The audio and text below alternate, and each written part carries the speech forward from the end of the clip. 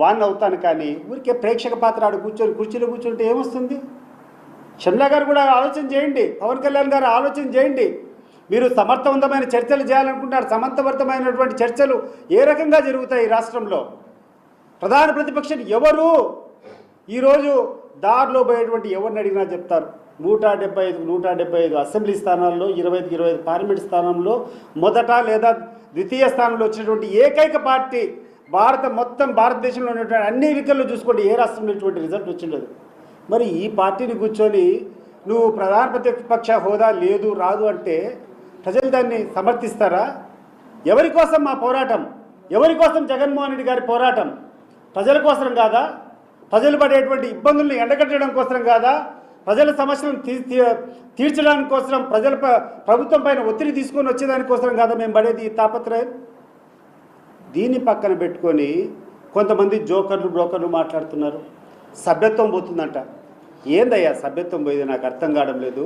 ఒక వెంట్రుకతో సమానంగా సోనియా గాంధీతో ఆ రోజు ఒక మాటకు వచ్చేసిన తర్వాత తృణప్రాయంగా ఇట్లా ఎంపీకి ఎమ్మెల్యేకి ఇట్లా రాజీనామా చేసి పులివెందుల అసెంబ్లీకి 1,00,000 ఓట్ల పైన మెజార్టీతో గెలిచినటువంటి పార్టీ అయ్యా వైఎస్ఆర్సీపీ, కాంగ్రెస్ పార్టీ. అధికారంలో లేకుండా ఈ దేశంలోనే అత్యధిక ఆధిపత్యం చెలాయిస్తున్నటువంటి సోనియా గాంధీ మీద ఛాలెంజ్ చేసి కడప పార్లమెంట్లో పోటీ చేస్తే 5 లక్షల మెజార్టీతో గెలిచినటువంటి చరిత్ర అయ్యా జగన్మోహన్ రెడ్డిది. ఆయన ముందరేది మీరు ఫ్రూట్ పోతున్నారు? ఆయన ముందరా మీరు మాట్లాడేది? గుర్తుపెట్టుకోండి, ఎవరితో మాట్లాడుతున్నారు, ఏం చేస్తున్నారు అనేది గుర్తుపెట్టుకోండి. ఈరోజు మేము ఈ సమస్య పరిష్కారం కోసం మేము ఒక పక్క పోరాటం చేస్తానే, ఎవరికైనా సమస్య వచ్చిన తర్వాత కోర్టులకు పోయి సమస్య పరిష్కారం చేసుకోవడం ఆనవాయితీ. మనకున్నటువంటి న్యాయస్థానం ఏంటంటే కోర్టులకు పోవడం, కోర్టును ఆశ్రయించడం, ఏదైనా మనం జరగకుండా ఉంటే. జగన్మోహన్ రెడ్డి గారు కోర్టుకు పోయినారు, మాకు ప్రధాన ప్రతిపక్షం ఇవ్వాలని చెప్పి.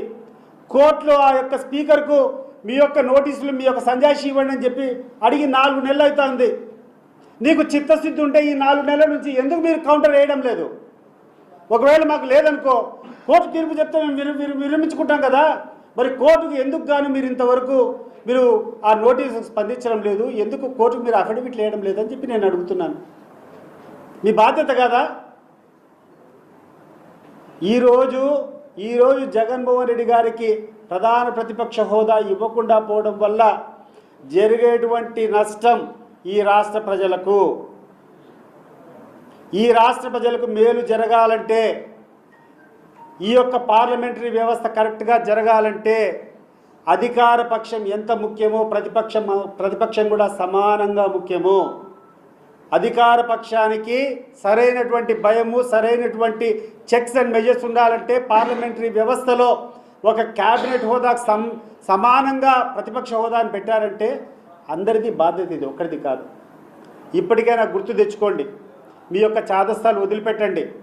జగన్మోహన్ రెడ్డి గారి క్రేజ్ గురించి మీరు మాట్లాడేటువంటి పరిస్థితి కాదు. నువ్వేదో కూర్చొని ఒక అసెంబ్లీ అంటున్నావు, ఒక అసెంబ్లీ కాదు. సాక్షాత్తు మీ ఉప ముఖ్యమంత్రి రుయా హాస్పిటల్లో జగన్మోహన్ రెడ్డి గారు వస్తే ఏ రకంగా ఆ రోజు ప్రవర్తించాడో ఒకసారి చూసుకోండి. వీడియో క్లిప్పింగ్స్ మీకు అర్థమవుతుంది. జగన్మోహన్ రెడ్డి చరిష్మా ఏందో, జగన్మోహన్ రెడ్డి సామర్థ్యం ఏందో, జగన్మోహన్ రెడ్డికి ఉన్నటువంటి ప్రజాదరణ ఏందో మీరు క్లిప్పింగ్స్ చూసుకోండి. నిన్న గుంటూరు జిల్లాలో మిర్చి రైతులకు అన్యాయం జరుగుతుందని ఆ రైతులను పరామర్శించకపోతే అక్కడికి వచ్చేటువంటి జన ప్రభంజనం చెప్తుంది జగన్మోహన్ రెడ్డి గారి చరిష్మా. మన వల్లభనేని వంశీ జైల్లో ఉంటే పరామర్శించడానికి పోతే అక్కడికి వచ్చినటువంటి జన ప్రభంజనం చెప్తుంది జగన్మోహన్ రెడ్డి గారికి ఉన్నటువంటి ప్రజాదరణ. మారుమూల జిల్లా శ్రీకాకుళం జిల్లాలో ఒక ఎమ్మెల్సీ వాళ్ళ బంధువులు చనిపోతే జగన్మోహన్ రెడ్డి గారిని మరి పరామర్శించినప్పుడు అక్కడికి వచ్చినటువంటి జన ప్రభంజనం చెప్తుంది జగన్మోహన్ రెడ్డి యొక్క చరిష్మా. అనవసరమైనటువంటి మాటలు మాట్లాడద్దండి. భద్రం మీకు చెప్తున్నాం, మీరు ప్రజల ఆగ్రహంతో కొట్టుకొని పోయే రోజులు దగ్గరికి వచ్చినాయి. ఇప్పటికైనా మేలుకోండి, ఇప్పటికైనా ప్రజాస్వామ్య స్ఫూర్తిని మీరు నింపండి. ప్రజల యొక్క సమస్యలు, నిలదీసేటువంటి హక్కులు ఇవన్నీ ప్రతిపక్షది. నేను అడుగుతున్నాను ఇప్పుడే, ఈ దేశంలో ఎక్కడైనా 175కు ఉన్నటువంటి 100% అసెంబ్లీ, 100% పార్లమెంట్ సీట్స్లో ఫస్ట్ లేదా సెకండ్ వచ్చినటువంటి చరిత్ర ఏ పార్టీకైనా ఉందే? ఒక వైఎస్ఆర్ కాంగ్రెస్ పార్టీకి తప్ప. మరి వైఎస్ఆర్ కాంగ్రెస్ పార్టీ కాకుండా ప్రధాన ప్రతిపక్షం ఏమవుతుంది? లేదు మేము లేదనుకుంటాం. నువ్వు ముందరికి రా పవన్ కళ్యాణ్, నువ్వు ముందరికి రా, నువ్వు చేయి పోరాటం. మరి నీతో చెప్పించినటువంటి అబద్ధాలు, మీ చంద్రబాబు నాయుడు గారు చెప్పించినటువంటి అబద్ధాలు, వీటి మీద నువ్వు తీసుకో ప్రధాన పాత్ర నువ్వు పోషించు. అది వదిలిపెట్టి ఏమనుకుంటున్నారు ఈరోజు ఎక్కడి పోయినా చాలా చీప్గా అనుకుంటున్నారు. పవన్ కళ్యాణ్ గారు మీరంటే మాకు కూడా కొంచెం అభిమానమే. మా జగన్మోహన్ రెడ్డి గారి తర్వాత ఈ రాష్ట్రంలో కొంచెం ఏదైనా కొన్ని విలువలు ఉన్నాయంటే నీ మీద నేను అనుకోని ఉన్నాను ఇన్ని రోజుల వరకు. కానీ ఈరోజు మీరు చేస్తున్నటువంటి ప్రవర్తన చూస్తూ ఉంటే ప్రజలు అనేక రకాలుగా కామెంట్ చేస్తున్నారు నీ గురించి. మేలుకో, నువ్వు మేలుకోకుంటే చంద్రబాబు నాయుడు గారు నిన్ను భూస్థాపితం చేయడం గ్యారంటీ, గుర్తుపెట్టుకో. అంటే షర్మిలమ్మ గారు నేను చెప్తున్నాను, నువ్వు చేసేటువంటి విధానం కరెక్ట్ కాదు. నువ్వు చేసేటువంటి విధానము నీ యొక్క వేరేది ఏదైనా ఉంటే చూసుకో. అసలు కాంగ్రెస్ పార్టీ విధానం ఏందమ్మా? నువ్వు కాంగ్రెస్ పార్టీకి కాంగ్రెస్ పార్టీకి నువ్వు అధ్యక్షురాలువా, లేకుంటే నీ సొంత అజెండాతో నువ్వు నడిపిస్తున్నావా? నువ్వు చేయాల్సిన పోరాటము కాంగ్రెస్ పార్టీకి వ్యతిరేకమైనటువంటి పార్టీలపైన పోరాటం చేయాలని, కానీ నీ వ్యక్తిగత అజెండాని పెట్టుకొని మీ అన్న మీద దాడి చేయడం ఏం తల్లి? ఇప్పటికైనా మేల్కోమ్మా.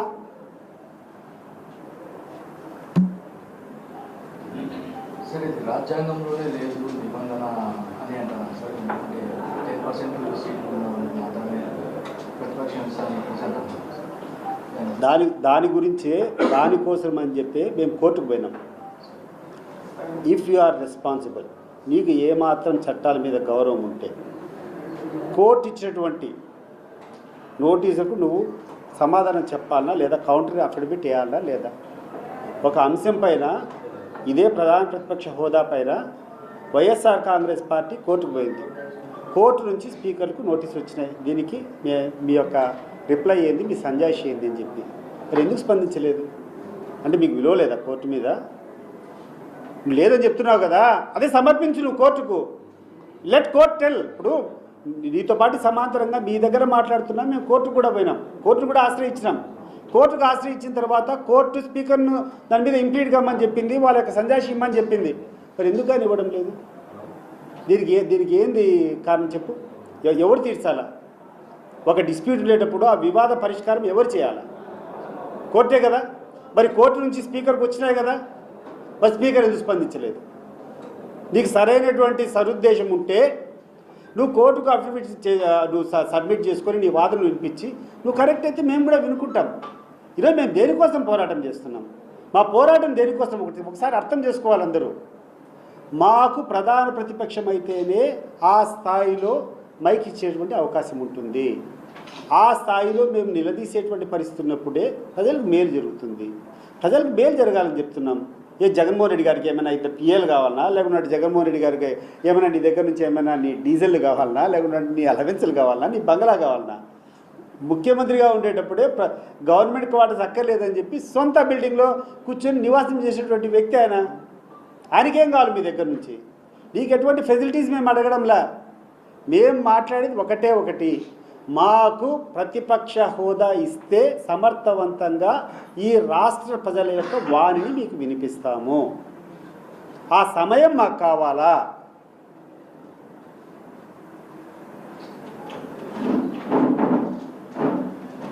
ఎనీథింగ్